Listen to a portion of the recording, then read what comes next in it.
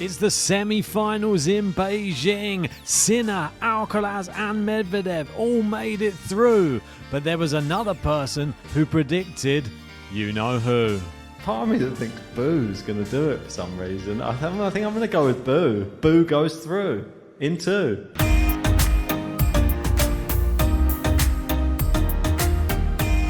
That's right, and if you're just joining us, make sure to hit a like and subscribe to the channel, and it's exactly where we're gonna start.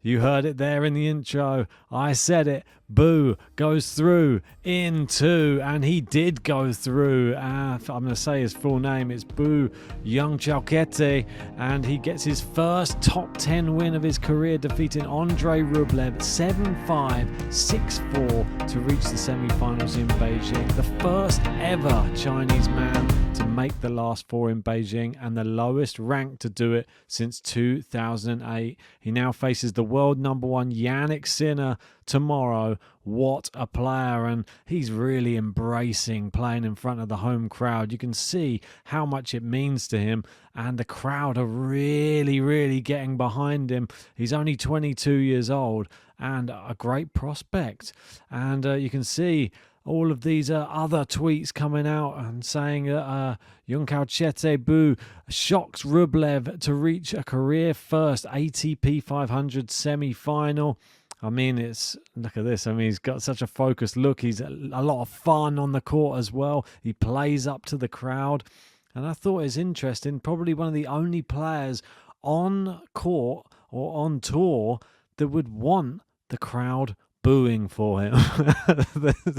I mean, it's one of those strange things, isn't it? So we got the former junior world number 5 as well. He is, and the biggest win of his career, obviously, against Rublev. He backed up his win against over the number 6 seed Musetti, and he owns a 60 wins, 35 loss challenger career record with 3 titles, 2 of them being in 2024, and he's up to 69 in the live rankings. So well done to Bu, and best of luck, because it doesn't get any tougher than his next matchup. It is none other than the world number 1 Jannik Sinner. He took out Lehecka. It was in straight sets as well, and this one, it wasn't as simple as the score suggests.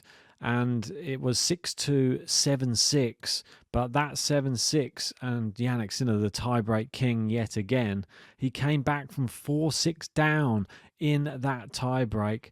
And that's now 14 consecutive wins, 50 consecutive wins versus players outside the top 20. I mean, absurd. 58th win in 2024, now more than anyone, which is, well, credit to him. He just keeps on winning, does Jannik Sinner. He is putting the blinkers on. He is blocking out the noise outside the court, and fair play. He's playing some fantastic tennis and really showing up on the court. It's back-to-back Beijing semi-finals, and this is sort of where it all began for him. The amazing run. It's 78 wins, 7 losses since the US Open in 2023, 58 wins and 5 losses in 2024. Enduring, persevering, and just keeps on winning.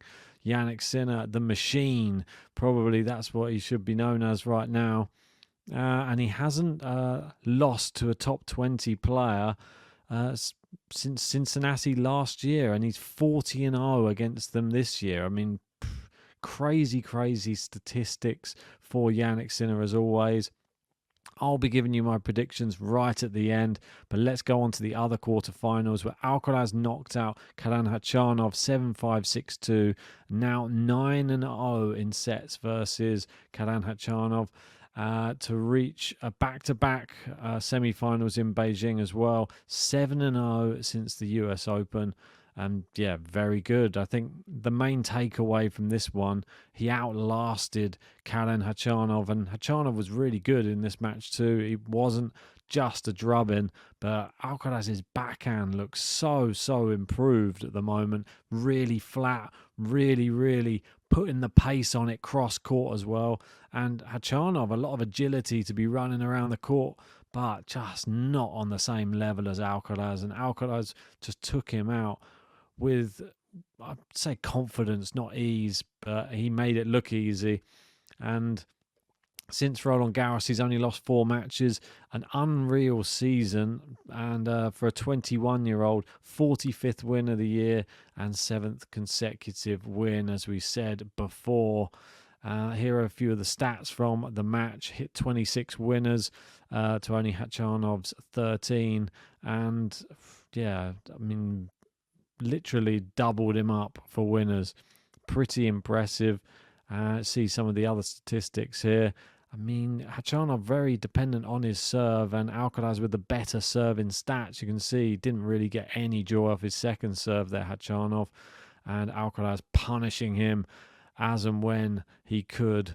The final quarter-final that was played, which was probably the most one-sided, but still had entertainment value, which was Medvedev Cobolli, 6-2, 6-4 to Medvedev. He reaches back-to-back semi-finals as well in Beijing after losing the final, don't forget, last year to Jannik Sinner. He's back with a vengeance, 6th semi-final of the year, 42nd win of the year, relentlessly solid.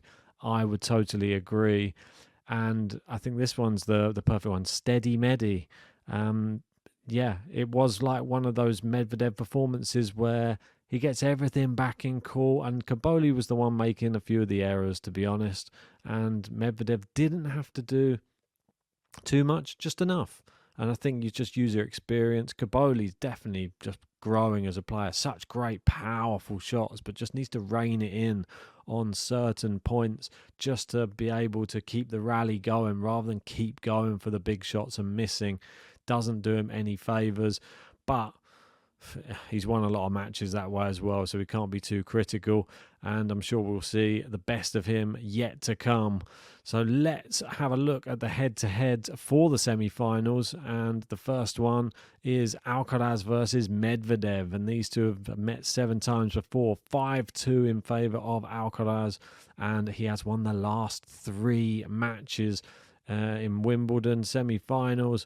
ATP Masters 1000 was Indian Wells in the final, and the Nitto ATP finals as well in the round robin stage.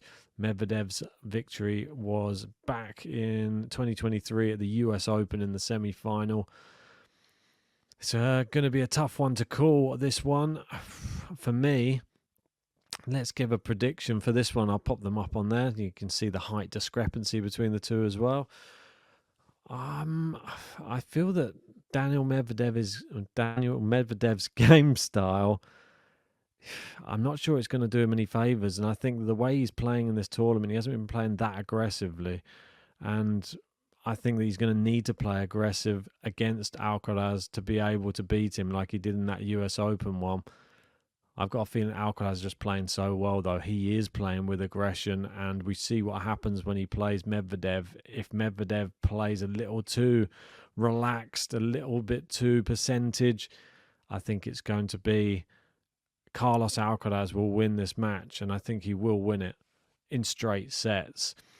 Moving on to the other semi-final, it will be Bu versus Jannik Sinner, and, well, they've never played before. Needless to say. So I can just get straight into the prediction. This one, the crowd, we know who they're going to be supporting. They're going to be supporting their own man. It is Bu.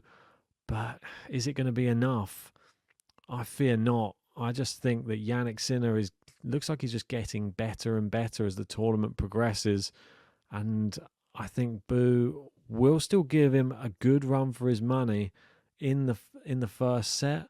I think it may even go to a tie-break, but I think Jannik Sinner will win the tie-break and he'll win the second set, something like a 6-3. But those are my predictions. I have got the Alcaraz versus Sinner final. Let me know your predictions in that comment section below, and if you haven't done so yet, smash a like, subscribe, and we'll catch you for more tennis action coming up tomorrow.